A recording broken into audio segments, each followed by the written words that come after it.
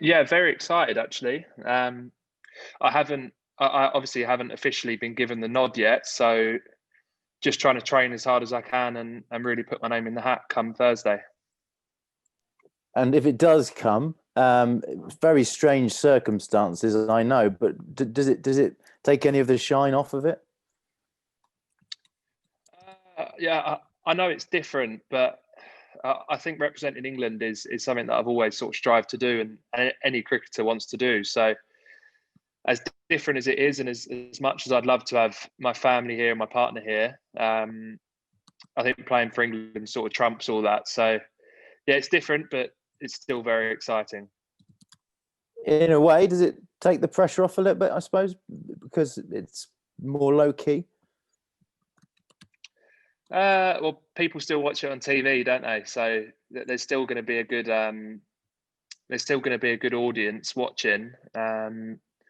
To be honest, if I do get the nod, I'll just try and be as free as possible and really enjoy it as much as I possibly can, and not try to put myself under too much pressure. And you've been earmarked for big things with England since scoring that century when you were 17. Has that put extra pressure on you as you've come through the ranks at all? Not really, to be honest. I'm very much sort of just take each game as it comes, and then if anything sort of comes with it, re England call ups, then brilliant. But I was just very much focusing on trying to win games of cricket for Essex, and yeah, trying to be as successful as possible with them boys. And now, thankfully, I'm where I really want to be. I know at Essex you've had Alastair Cook around you for some time. Can you give us an idea of how helpful he's been, how good it's been to have someone like him to learn from, and have you spoken to him recently at all about this opportunity? I haven't actually spoke to Chef for a few weeks now, but it's obviously fantastic playing alongside him. Just his sort of presence in the changing room is so good, and you learn so much. Like, he still works harder than anyone else in our team, and he's finished playing his international career. So you can only take and learn from the things that he does. And then we've had brief conversations around international cricket, but he's a big one for if you put in the work and train. And obviously it is a bit different. There's different pressures, but if you put in the work, then you generally should be all right. And finally, from me, how much have you been able to learn on this tour from the environment, from the players you're playing alongside, and the coaches as well? What have you got so far from it? Well, I'm a big watcher, so I just sort of park myself at the back of the nets and try and take little bits from anyone, really.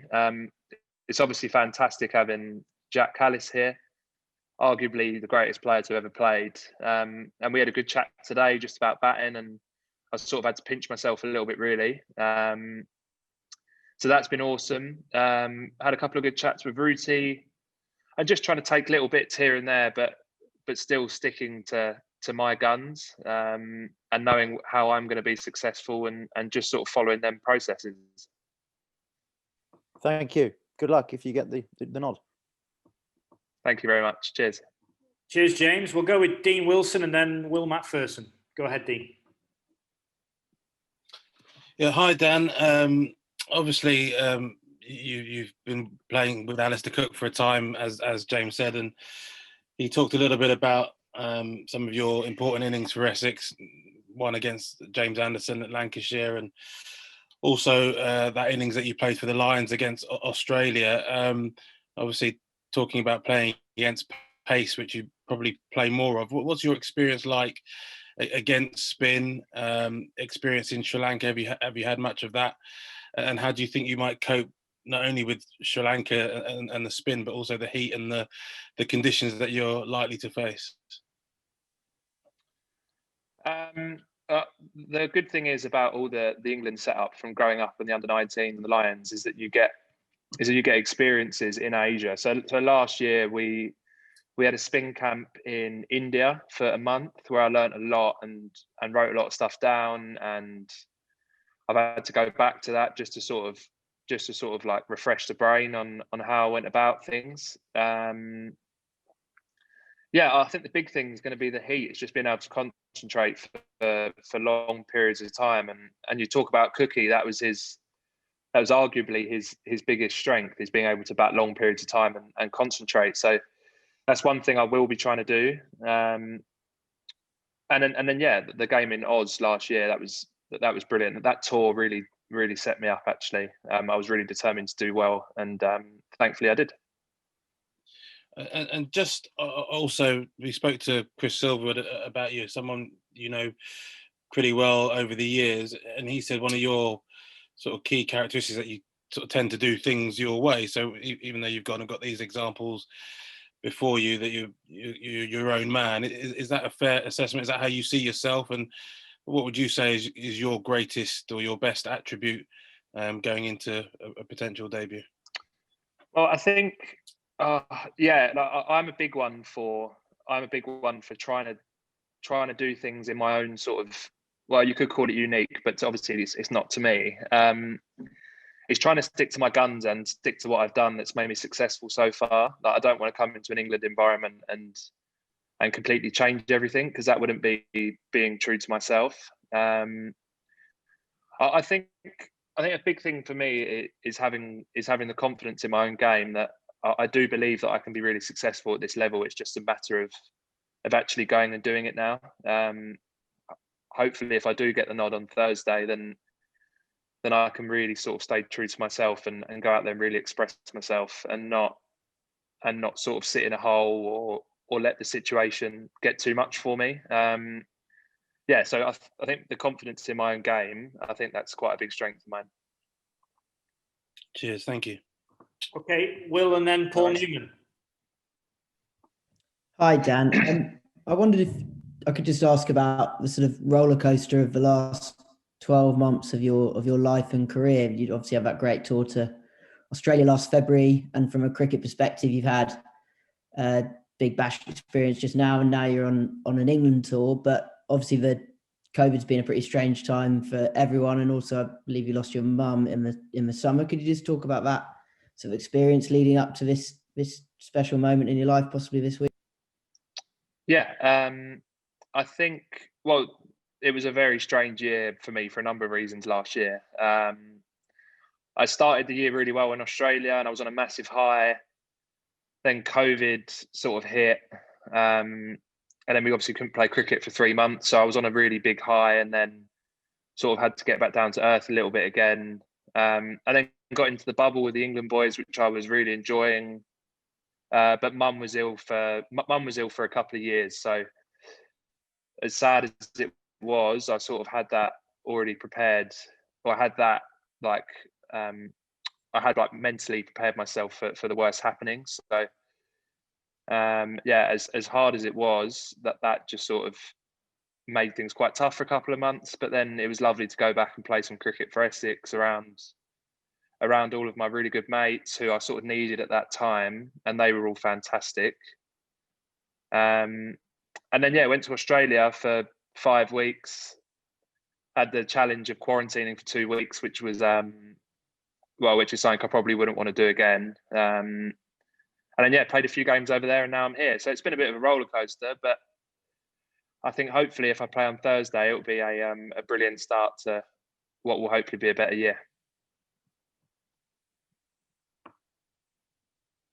Okay, we'll go to Paul. Hi, Dan. You talk about your unique style. Do you think it's a style that can prosper at the highest level? Yeah, I really do. I think I've had a big sort of technical change over the last sort of 12 months, where when I was playing for Essex before, I was triggering too much, and I was getting out in ways that I shouldn't have done. And I've really simplified things down a little bit now, and really feel confident in my new sort of technique. So yeah, I really do believe that I can be successful. It's just a matter of sort of getting out there and doing it now, really. And you seem like a guy who really likes the big stage. Are you relishing the high stage that seems to be coming up, in a couple of days' time? Yeah, like I previously said, it's something that I've wanted to do since I was really young. So yeah, like, I'm loving every single minute of being here. The training is fantastic, lovely hotel. Yeah, it's just really exciting to be a part of. And if I do play, then God knows how I'm going to feel on Thursday. But at the moment, I'm feeling pretty calm about it.